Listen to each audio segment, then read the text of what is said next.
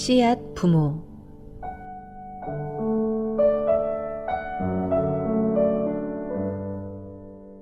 아이가 태어나는 순간 부모라는 씨앗이 심겨진다. 씨앗 부모는 아이와 함께 나무 부모로 자라간다. 하나님과 함께 걷는 부모의 길, 이 여정을 밴쿠버에서 저 원초희와 미국에서 정예휘, 한국에서 권종신이 함께합니다.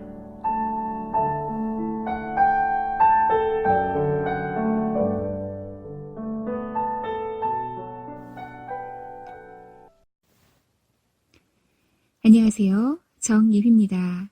무더운 날씨에 잘 지내고 계신가요? 날씨가 점점 더워지면서 몸과 마음이 금방 지치기 쉬운 계절인데요. 더운 여름 늘 건강 유의하시고 내일 주님 안에서 힘찬 하루 보내시길 바랍니다. 오늘은 이동원님의 글로 문을 엽니다.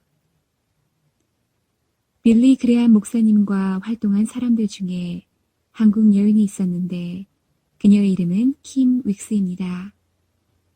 그녀는 한국 전쟁 때에 실명한 후에 고아원에서 자라났습니다. 어떤 미군 중사의 도움으로 미국에 가서 인디아나 주립대학에서 공부하고 또 오스트리아에서 성악 수업을 한 후 훌륭한 성악가가 되었습니다. 이러한 그녀가 예수를 믿게 된 후 놀라운 간증을 갖게 되어 빌리 그레암 목사님과 함께 집회를 할 때마다 간증을 하게 된 것입니다. 어느 날 저는 그녀의 다음과 같은 간증을 들었습니다. 사람들이 장님인 나를 인도할 때 저 100m 전방에 뭐가 있다고 말하지 않습니다. 단지 앞에 물이 있으니 건너뛰라고 말하고 층계가 있으니 발을 올려놓으라고 말합니다. 나를 인도하시는 분을 내가 믿고 한 걸음씩 걸음을 옮기기만 하면 나를 인도하시는 분이 성실할 때 나는 내가 가고자 하는 목적지에 꼭 도착합니다. 하나님이 우리를 인도하시는 방법도 이와 같습니다. 우리는 10년 후를 알지 못합니다. 20년 후도 알지 못합니다. 하지만 오늘 무엇을 해야 할 것인가를 보이시는 그 하나님께 믿음으로 순종하면서 살면 하나님은 내 일을 인도하셔서 마침내 내 생애를 하나님이 약속하시고 계획하신 그곳에 도달케 하실 것입니다. 하나님의 임재를 전적으로 믿고 하나님의 신실하신 인도에 전적으로 순종하십시오. 하나님께서는 매일 여러분의 길을 인도하실 것입니다. 안녕하세요. 우리 집 패밀리 스쿨 6번째 시간입니다. 오늘은 통 박사 조병호 박사님의 통 성경학교에서 배우는 그 순간 두 번째 이야기로 움직이는 성막 500년, 예루살렘 성전 1000년, 그 순간 제사장 나라가 더 큰 하나님 나라에 담긴다. 그 순간 이후 너희가 하나님의 성전. 이 네 가지 이야기 중 그 순간 이후 너희가 하나님의 성전 이야기를 하려고 합니다. 첫 시간 아이들에게 들려준 예수님께서 십자가에서 다 이루었다 하신 그 순간 성전의 휘장이 쫙 찢어지면서 작은 제사장 나라 그릇이 더 큰 하나님 나라 그릇에 쏙 담겼어요. 이야기를 아이들은 정말 좋아합니다. 그래서 5살 아이들은 계속 반복하고 싶어 합니다. 그런데 그 순간을 이야기로 시작했다면 그래서 그 순간 이후 내가 하나님의 성전이야 라는 이야기까지 해 주어야 합니다. 하나님께서 제사장 나라를 위해 떨기나무 가운데서 모세를 부르셨고 네가 선 곳은 거룩한 땅이니 라고 말씀하셨습니다. 그 곳을 거룩한 땅이라고 말씀하신 이유는 바로 그 순간 하나님께서 그곳에 임하셨기 때문입니다. 하나님께서는 500년 동안 움직이는 성막에 그리고 1000년 동안 예루살렘 성전에서 임하셨고 만나주셨습니다.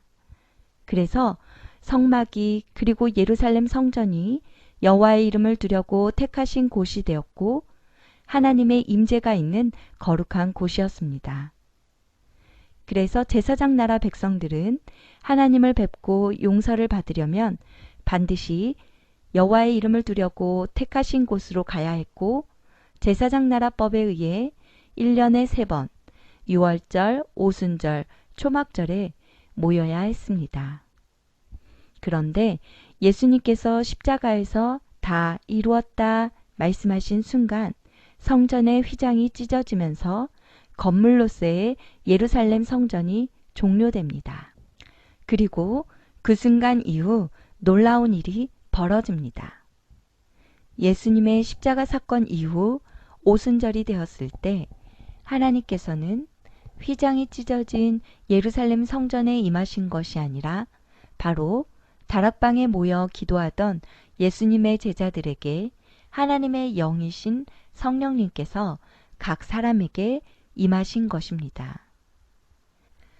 그 순간 이후 이제는 건물 예루살렘 성전이 아닌 예수님을 믿는 한 사람 한 사람이 성령님이 거하시는 곳 바로 하나님의 성전이 된 것입니다. 이제는 언약궤가 있는 곳 예루살렘 성전으로 가서 더 이상 제사를 드릴 필요가 없습니다. 우리의 모든 죄를 대신해서 예수님께서 십자가에서 죽으셔서 용서함을 받았다고 믿는 한 사람 한 사람이 바로 성령님이 거하시는 곳 하나님의 거룩한 성전이 됩니다. 성전의 의미를 알면 알수록 너희가 하나님의 성전이라는 말씀이 더욱 가슴에 와닿게 됩니다. 오늘 이야기를 우리 자녀들에게 전해주면 오늘은 처음 듣는 말이지만 앞으로 더욱 성전의 참된 의미를 말씀을 통해 풍성히 알아갈 때 우리의 자녀들이 하나님의 성전으로 거룩한 삶을 살아갈 날들이 더욱 기대가 되는 이야기입니다. 오늘 여러분은 이 이야기를 5살 우리 자녀들에게 이야기해 줄 수 있습니다. 규현아, 패밀리 스쿨 하자. 네. 규현아, 그럼 엄마 따라서 기도하고 시작하자. 네.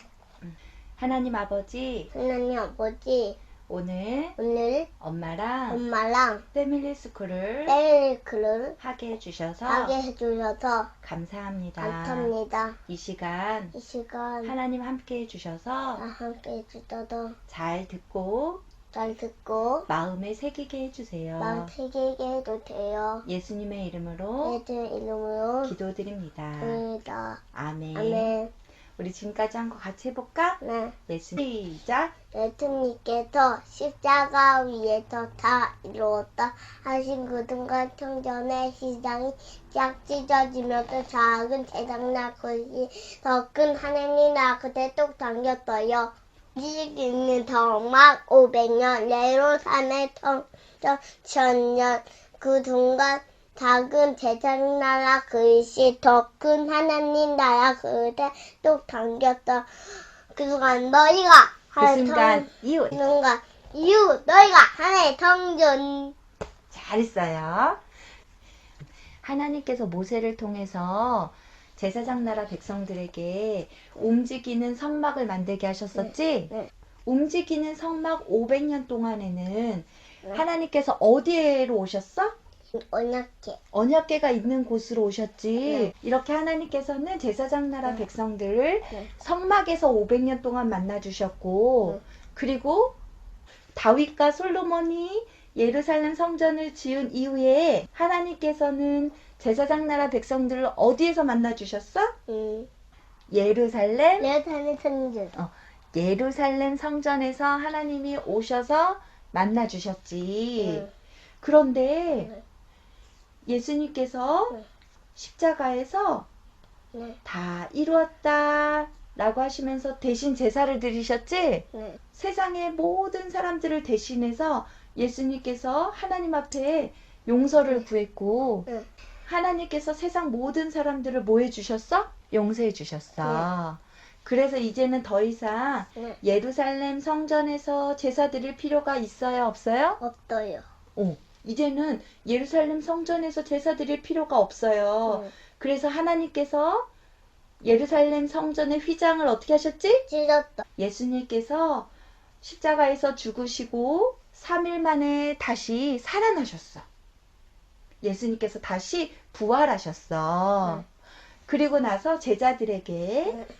이제 너희는 이곳을 떠나지 말고 계속해서 하나님께 기도하라고 말씀하셨어. 네. 그래서 예수님의 제자들이 다 같이 모여서 네. 하나님께 기도드리고 있는데 그때 놀라운 일이 벌어졌어. 네. 바로 하나님의 네. 영이신 네. 성령님, 따라해봐. 성령님. 성령님께서 네. 기도하고 있는 예수님의 제자들 한 사람 한 사람 마음속에 네. 들어오셨어. 원래는 하나님이 움직이는 성막으로 오셨고 예루살렘 성전에서 만나 주셨지? 네. 그런데 예수님께서 십자가에서 다 이루었다 라고 말씀하시면서 그 순간 이후부터는 이제 예루살렘 성전으로 하나님이 찾아오신 게 아니라 예수님의 제자들 한 사람 한 사람에게 하나님의 영이신 성령님께서 오셨어요. 성령님이 계시는 곳이 하나님의 통주. 성전이 되는 거야. 우리 규현이는 예수님께서 하나님의 아들이신 것을 믿니? 네. 그러면 또 물어볼게. 네. 우리 규현이는 네. 하나님의 아들이신 예수님께서 우리 규현이의 죄를 네. 대신해서 네. 십자가에서 다 이루었다 라고 말씀하시면서 죽으신 것을 믿어요? 네. 그래서 우리 규현이가 하나님께 용서받았다는 걸 믿어요? 네. 그러면 네. 이제 규현이 마음속에 이제 누가 계시고? 하나님, 하나님이 영이신? 예수님, 하나님의 영이신 성령님. 성령님. 이제 우리 규현이 마음속에 네. 성령님이 계셔요. 네. 그러면 우리 규현이는 이제 하나님의 뭐가 돼요? 통전. 그럼 이제 우리 규현이는 뭐라고? 하나님의 통전. 성전이 되는 거고, 아까 얘기했던 것처럼 이제 우리 규현이가 있는 그 곳이 네. 바로 하나님이 함께 하시는 곳, 거룩한 곳이 되는 거야. 우리 규현이 네. 이제 평생 네. 하나님께서 우리 규현이 안에서 네. 살아계시고 네. 성령님께서 함께 하시는 네. 하나님의 성전이라는 것을 네. 평생 잊지 말고 꼭 기억하자. 네. 나는 나는 하나님의 하나님의 성전이다. 성전이다. 5살 우리 자녀들이 예수님의 이야기를 듣고 믿음으로 나는 하나님의 성전입니다 라고 고백하는 것을 들으면 부모로서 얼마나 감사한지 모릅니다. 믿음은 들음에서 나며 들음은 그리스도의 말씀으로 말미암았느니라 고 성경은 말합니다. 우리 자녀들의 믿음이 하나님의 귀한 말씀을 날마다 들음으로 더욱 자라나길 기대합니다. 그럼 다음 시간에 만나겠습니다. 안녕하세요. 원초입니다. 오늘은 모세 이야기로 시작을 해보려 합니다. 모세가 태어난 순간부터 모세와 그의 가족 모두는 전쟁 같은 시간을 보내야 했습니다. 살얼음판을 걷는 기분이었을 것입니다. 아이의 울음소리가 새어나갈까, 아이의 존재를 누군가 눈치채지 않을까 늘 조마조마했을 것입니다. 갈대상자에 아이를 넣어 강가에 뛰어보내는 그 순간의 부모의 마음은 요게벳의 노래라는 찬양을 통해서도 깊이 느낄 수 있습니다. 죽음과 생명, 그 한치 앞을 모르는 상황에서 우리가 선택할 수 있는 것은 너무나 작은 것밖에 없습니다. 모세의 부모가 그를 강가에 보낸 것, 그의 누이가 그 상자를 쫓아간 것과 같이 아주 작은 일이요. 그러나 하나님의 크신 손은 그를 건지십니다. 죽음에서 생명으로 옮겨내십니다. 그리고 그의 누이를 통해 다시 그 아들을 그녀의 품에 안게 하십니다. 하나님께서는 그 작은 일을 통해 하나님의 일을 만들어 가십니다. 한참의 시간이 흘러 모세가 떨기나무에서 하나님을 만나는 순간 하나님은 그를 통해 민족을 죽음에서 생명으로 옮겨내실 것을 말씀하십니다. 이때 모세는 하나님을 알고 있었습니다. 바로의 딸이 하나님을 알려주었을까요? 아니요. 그것은 요게벳이 했던 작은 일이었습니다. 젖을 먹이며 모세에게 매일 하나님에 대해 가르친 작은 일이요. 하나님께서는 이 작은 일을 통해 큰 일을 이루셨습니다. 작은 일은 하나님께서 하시는 일의 필수적인 일입니다. 그렇기에 우리의 작은 일은 결코 작은 일로 끝나지 않습니다. 오늘 내 품에 안겨있는 아이에게 내가 할 수 있는 작은 일은 무엇일까요? 우리는 소망으로 그 작은 일들을 최선을 다해 해낼 것입니다. 야망과 소망은 다릅니다. 나는 할 수 있다며 주먹을 불끈 쥐는 것은 불신이고 야망입니다.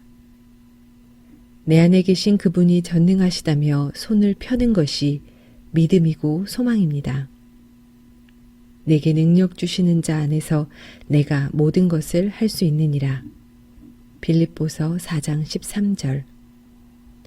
이 글은 영광의 교회 담임 목사님이신 김용덕 목사님의 글입니다.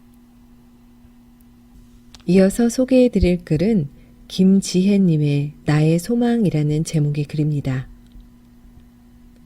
나의 소망. 참된 소망 가운데 살게 해주세요. 매일 아침 잠들기 전 늘 기도하는 기도 제목 중 하나다. 남편과 함께 유학의 길에 들어선 지 벌써 3개월이 다 되어간다. 3개월이라는 짧은 시간 동안 참 많은 사람들을 만났고 만남의 길목에서 아픔과 상처 그리고 감사와 행복도 접하게 되었다. 한국에서는 아무것도 아닌 소소한 일들이 이민사회에서는 어떤 이들에게는 아픔이 어떤 이들에게는 감사가 되는 것을 참 많이 경험하게 된다. 모든 희로애락은 내 의지대로 받은 것이 아니다. 원하지 않았던 일 중 하나일 수도 있고 혹은 원했던 일일 수도 있다. 하지만 이러한 경험들로 인해 사람의 인생은 두 가지로 나뉜다. 절망하는 인생과 소망하는 인생이다. 우리는 어떤 사람에 속할까? 하나님의 소망 가운데 거하는 사람은 인생의 많은 경험들을 겪은 후에 그저 절망하는 세월이 아닌 그 경험을 토대로 더 큰 일을 소망하는 세월로 본다. 고통도 기쁨도 자신에게 더 큰 성장을 주는 것으로 생각하며 살아낸다. 하나님의 소망 가운데 거하는 사람은 아픔도 그저 겪었었다가 아니라 겪었고 배웠고 이겨냈다라고 말한다. 물질적으로 아무리 풍요를 누리더라도 세상의 명예가 아무리 높을지라도 하나님의 소망이 없이는 그저 그런 겪은 인생으로 살아가는 것이다.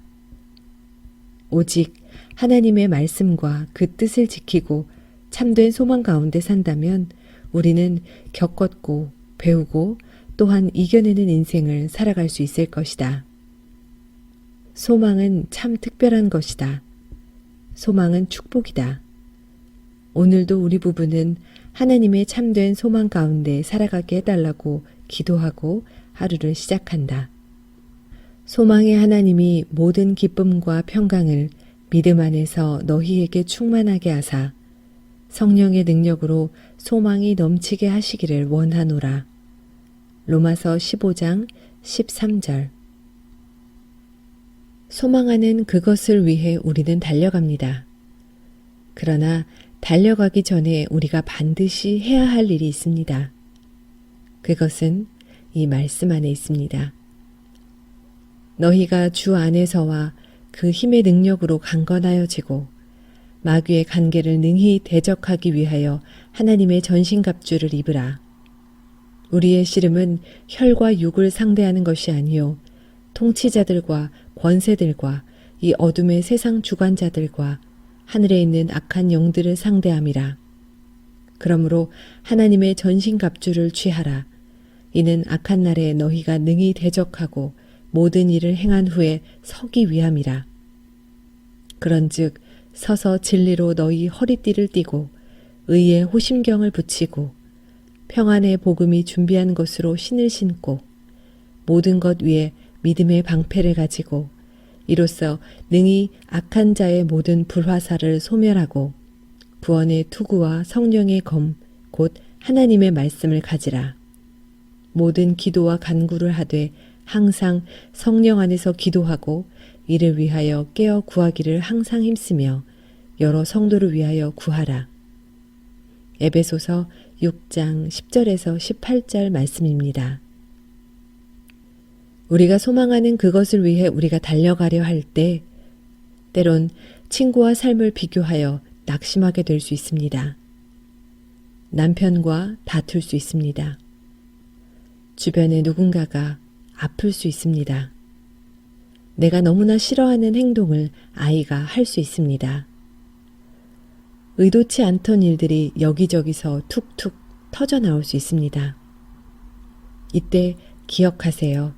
우리의 싸움은 남편과의 싸움이 아님을, 아이를 이겨내야 함이 아님을, 다른 이들보다 나아야 함이 아님을 말입니다.